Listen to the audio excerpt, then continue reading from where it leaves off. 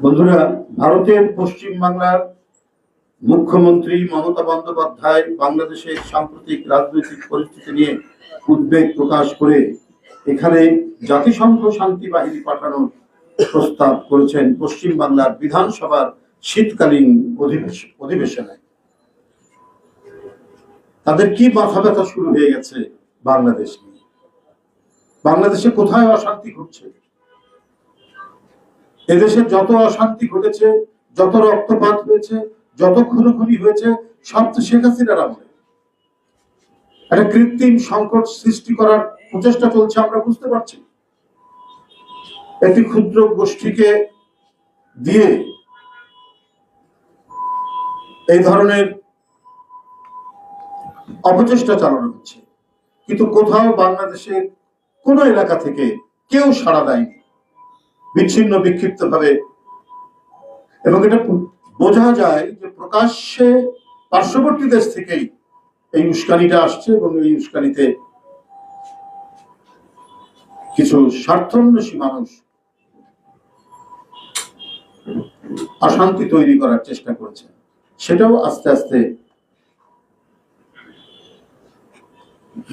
স্থিমিত হয়ে গেছে, এবং বাংলাদেশের জনসমাজে এর কোনো প্রভাবই পড়েনি। এখানে গণতান্ত্রিক পরিবেশ বিরাজ করছে, এবং চূড়ান্ত গণতন্ত্র অর্জনের জন্য আমরা আমাদের কাজগুলো করছি। অর্থাৎ একটি অবাধ সুষ্ঠু নির্বাচন যাতে তাড়াতাড়ি অনুষ্ঠিত করা যায়, সেই জন্য আমরা অন্তর্বর্তীকালীন সরকারকে আমরা বলছি, আমরা আহ্বান জানাচ্ছি, আমরা সমালোচনাও করছি। কিন্তু এই সমালোচনা করতে গিয়ে কেউ যে গায়েব হয়ে যাবে, কেউ যে অদৃশ্য হবে, গুমের শিকার হবে, সেই পরিস্থিতি তো নাই। গণতন্ত্রে আলোচনা আছে, প্রতিবাদ আছে, বিতর্ক আছে, দাবি উত্থাপিত হয়, আবার সমাজের মানুষ নির্বিঘ্নে পাশাপাশি সহাবস্থান করে। এখন অনেকটাই সেই পরিবেশ। এই শান্তিপূর্ণ পরিবেশকে অশান্ত করার প্রচেষ্টা কারা করছেন, এটা দেশবাসী জানেন, আন্তর্জাতিক সম্প্রদায় জানে। ভিন দেশের একজন রাজনীতিবিদের এই প্রস্তাব, অর্থাৎ শীতকালীন অধিবেশন, পশ্চিম বাংলার বিধানসভার শীতকালীন অধিবেশনে বাংলাদেশের স্বাধীনতা ও সার্বভৌমত্বকে অবজ্ঞা ও অপমান করার সামিল। এটি একটি স্বাধীন দেশের উপর সরাসরি হস্তক্ষেপের করার হুমকি। বাংলাদেশের জনগণ পশ্চিম বাংলার মুখ্যমন্ত্রীর এহলো বক্তব্যে বিস্মিত ও হতভম্ব হয়েছে। এদেশের মানুষ পশ্চিম বাংলার মুখ্যমন্ত্রী মমতা বন্দ্যোপাধ্যায়কে একজন সেকুলার ও উদার দৃষ্টিভঙ্গির মানুষ হিসেবেই জানত। আজকের বক্তব্যে আবারও প্রমাণিত হলো, কট্টর হিন্দুবাদী ও মমতা ব্যানার্জির মধ্যে কোনো পার্থক্য নেই। রসুনের গোড়া এক জায়গায়। ভারতের প্রায় অধিকাংশ রাজনীতিবিদই বাংলাদেশের মানুষের স্বাধীনতাবোধ ও নাগরিক স্বাধীনতাকে মান্য করে না। সেই কাতারে মমতা ব্যানার্জির অবস্থান পরিষ্কার করলেন। এরা নিজ দেশের অন্যায় দেখেও না দেখার ভান করে। গুজরাটের হাজার হাজার মুসলিম হত্যার সেই ট্র্যাজেডি আজও বিশ্ববাসী বিস্মৃত হয়নি। কাঁটাতারের বেড়ার উপর ফেলানির ঝুলন্ত লাশ এরা কি ভুলে গেছেন? ভারতের কেন্দ্রীয় সাম্প্রদায়িক শাসক গোষ্ঠীর সঙ্গে একই কোরাসে অংশগ্রহণ করে মমতা ব্যানার্জি বাংলাদেশের স্বাধীন মর্যাদাকে অগ্রাহ্য করেছেন তার এই বক্তব্যের মধ্যে দিয়ে। তবে আমরা এটাও বিশ্বাস করি, ভারতে একটি স্ট্রং মিডল ক্লাস আছে, সেখানকার সাধারণ জনগণ একটি গণতান্ত্রিক প্রক্রিয়ার মধ্যে তারা বসবাস করেছে বলে সেখানে তারা স্বাধীন মত প্রকাশ করতে পারে, স্বাধীন দৃষ্টিভঙ্গি তারা আছে। কিন্তু শাসক গোষ্ঠী নানা ধরনের চক্রান্তের ধোঁয়া তুলে কুয়াশায় আবৃত করে মানুষের দৃষ্টিকে অন্যদিকে ফেরানোর চেষ্টা করে। সেখানেও কিছু সংস্কৃত মানা মানুষ, গায়ক, শিল্পীরা বাংলাদেশের প্রতি যে অন্যায় হচ্ছে এবং ভারত যে অন্যায় করছে সেখানেও তারা তুলে ধরছে। আমরা সেটিকেও আন্তরিকভাবে তাদেরকে ধন্যবাদ জানাই যে না, সেখানেও কিছু মানুষ আছেন যারা সত্য কথা বলছেন। বন্ধুরা, পশ্চিমবাংলার মুখ্যমন্ত্রীর বক্তব্যে মনে হচ্ছে শেখ হাসিনার লুটেরা, খুনি, গুম ও নির্যাতনকারীদের পতন হওয়াতে তারা বিষণ্ণ বেদনায় মুষড়ে পড়েছেন। হত্যা, গুম, খুন, গণহত্যা, নির্যাতন, নিপীড়ন, গণতন্ত্র ধ্বংস করে দুর্নীতির মাধ্যমে লক্ষ লক্ষ কোটি টাকা বিদেশে পাচার করে দেশটাকে ধ্বংসের শেষ প্রান্তে নিয়ে গিয়েছিল শেখ হাসিনার নেতৃত্বাধীন দুরাচারী আওয়ামী ফ্যাসিস্ট সরকার। এখন শেখ হাসিনাকে পুনর্বাসনের জন্য ভারতের প্রচেষ্টার অন্ত নেই। এদেশের মানুষ বিশ্বাস করে বাংলাদেশ থেকে পাচার হওয়া লক্ষ লক্ষ কোটি টাকার একটি বিরাট অংশ বাংলাদেশের প্রতি বিদ্বেষ পরায়ণকারী ভারতের রাজনীতিবিদদের পিছনে খরচ করা হচ্ছে। যে টাকাটা পাচার হয়েছে তার একটি বিরাট অংশ ভারতে নিয়ে যাওয়া হয়েছে এবং সেখানে যে সমস্ত যারা বাংলাদেশের প্রতি বিদ্বেষ পরায়ণ সেখানকার নীতি নির্ধারক এবং রাজনীতিবিদরা তাদের পেছনে খরচ করা হচ্ছে।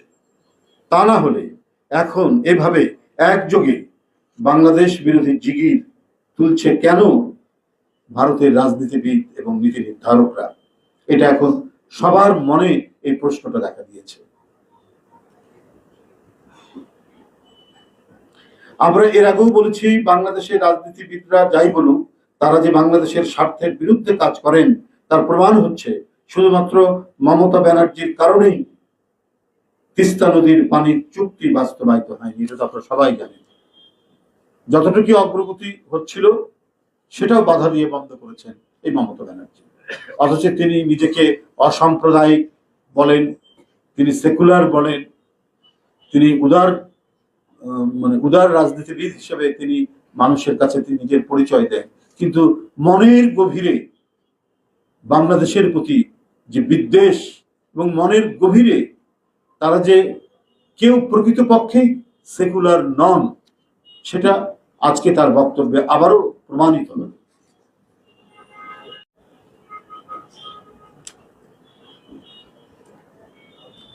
সুতরাং তিনি কি উদ্দেশ্যে জাতিসংঘ বাহিনীকে বাংলাদেশে প্রেরণ করার প্রস্তাব করেছেন, এটা আন্তর্জাতিক সম্প্রদায়ের কাছে খোলাসা করা উচিত। একটি অনির্বাচিত অগণতান্ত্রিক ফ্যাসিস্ট আওয়ামী লুটেরা রেজিমকে মদদ দিয়ে বিনিময়ে ভারত একতরফাভাবে অনৈতিক স্বার্থ ও ফায়দা হাসিল করেছে।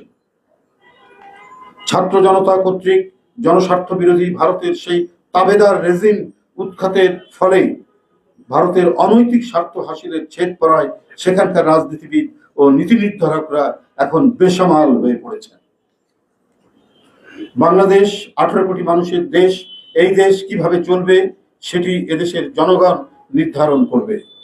কোন দেশের গভীর চক্রান্তের নীল নকশা কখনোই বাস্তবায়িত হবে না এই বাংলাদেশের মৃত্তিকায়। সাংবাদিক বন্ধুরা, 81% সনাতন বা হিন্দু ধর্মাবলম্বীদের দেশ নেপালের সাথে ভারতের সম্পর্ক উষ্ণ যেমন নয়, তেমনি নেপালের জনগোষ্ঠীও ভারতের প্রতি বন্ধু ভাবাপন্ন নয়, বরং বৈরী ভাবাপন্ন।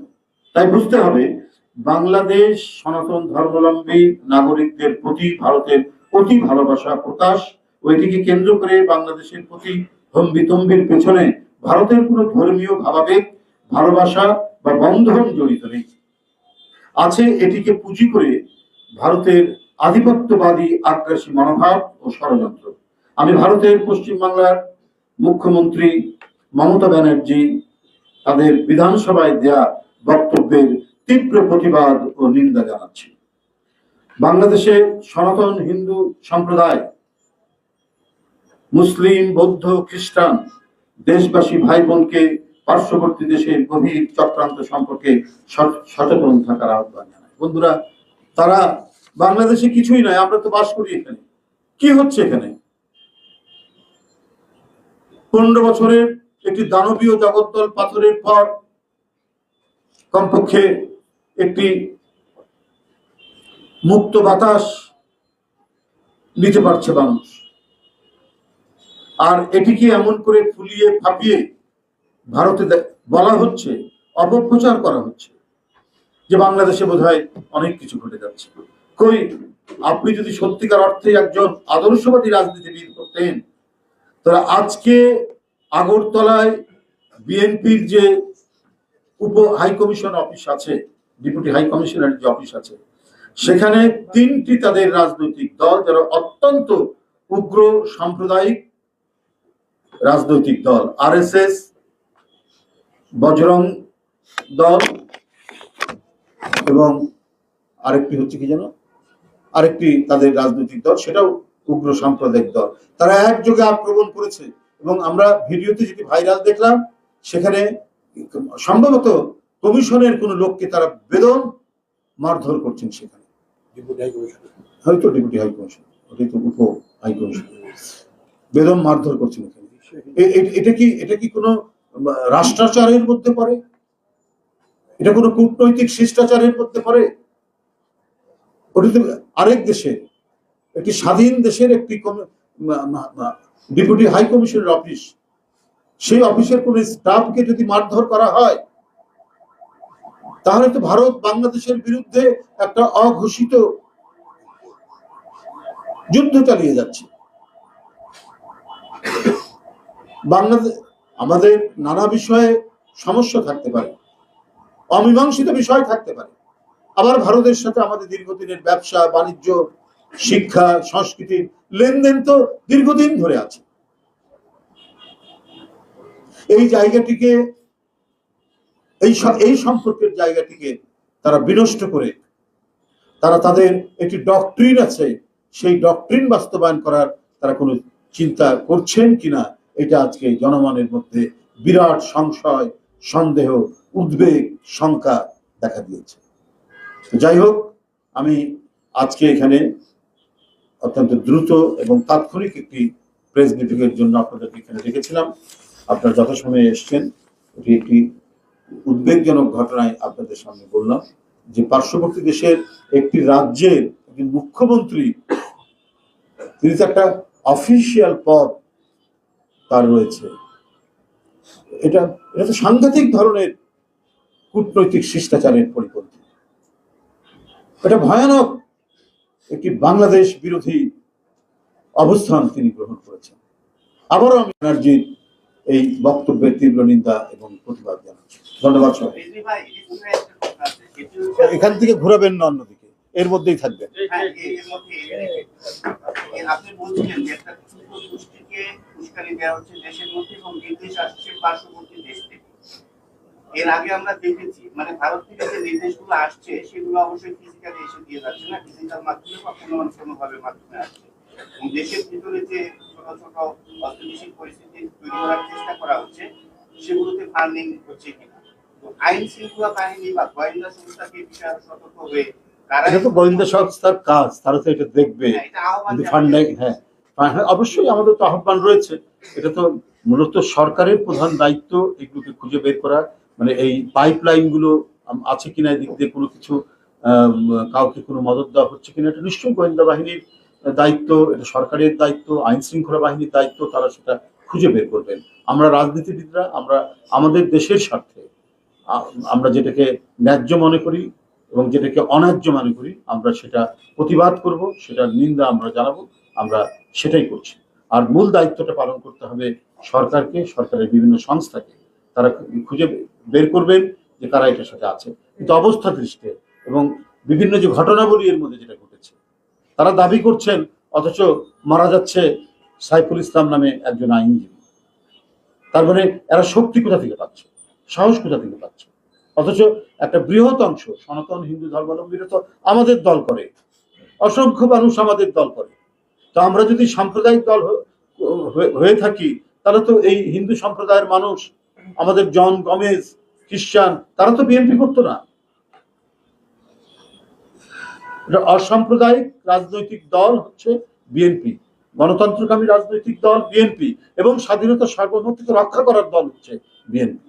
সুতরাং কেউ যখন আমাদের মর্যাদা নিয়ে, আমাদের স্বাধীন অস্তিত্বের উপর কথা বলে, আমাদের মর্যাদাকে হানি করার বা হুমকি দেওয়ার কথা বলে, তখন তো আমরা বসে থাকবো না।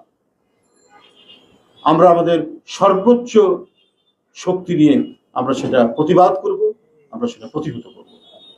ধন্যবাদ।